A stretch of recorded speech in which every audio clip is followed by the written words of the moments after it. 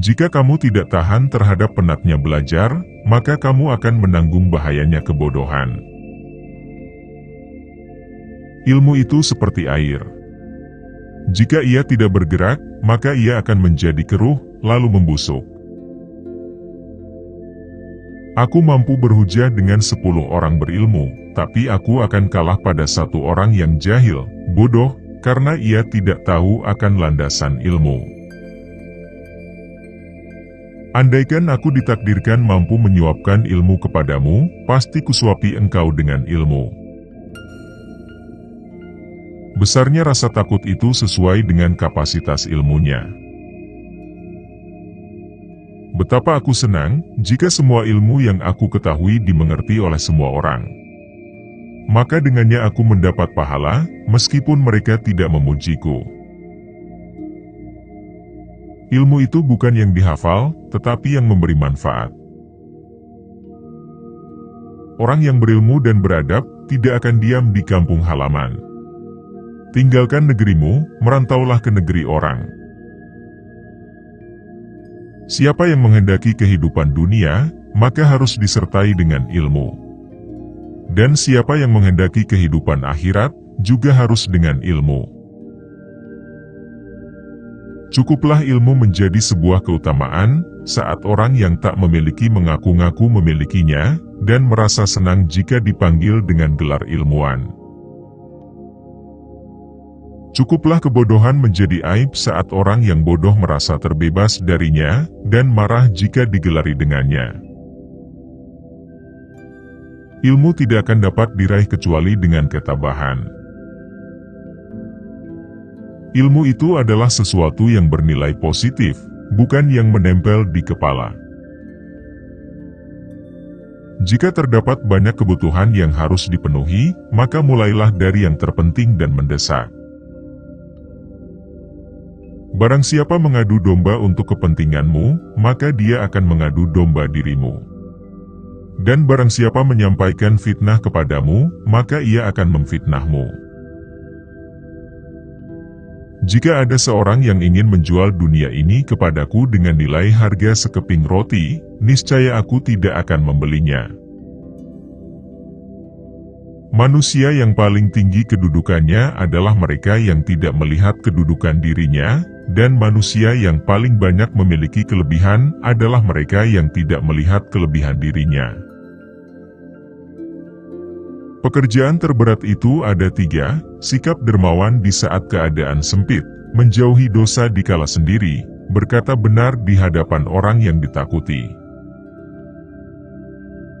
Tiada kesusahan yang kekal, tiada kegembiraan yang abadi, tiada kefakiran yang lama, tiada kemakmuran yang lestari.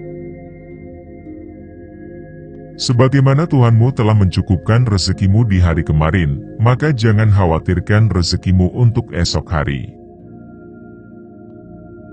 Apabila sikap hatimu selalu rela dengan apa yang ada, maka tak ada perbedaan bagimu antara dirimu sendiri dan para hartawan. Banyak orang yang telah meninggal, tapi nama baik mereka tetap kekal.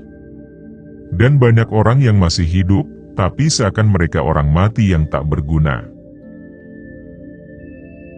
Sebesar-besar aib keburukan adalah, kamu mengira keburukan orang lain sedangkan keburukan itu terdapat dalam diri kamu sendiri.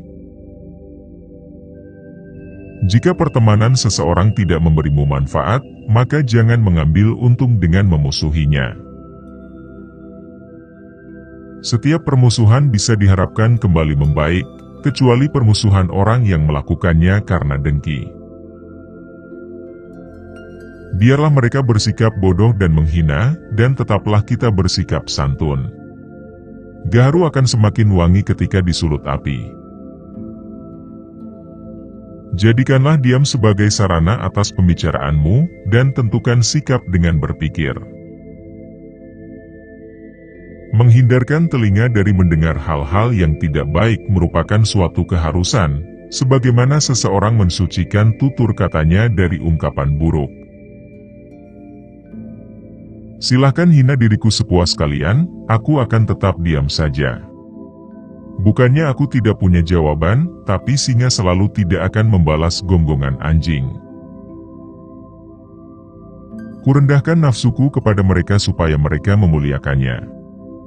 Takkan terhormat nafsu yang tak kau rendahkan. Orang yang hasad itu akan merasakan penyesalan yang begitu panjang, kedudukannya pun akan sirna. Doa di saat tahajud adalah umpama anak panah yang melesat tepat mengenai sasaran. Dosa-dosaku kelihatan terlalu besar buatku, tapi setelah kubandingkan dengan keampunanmu, ternyata keampunanmu jauh lebih besar.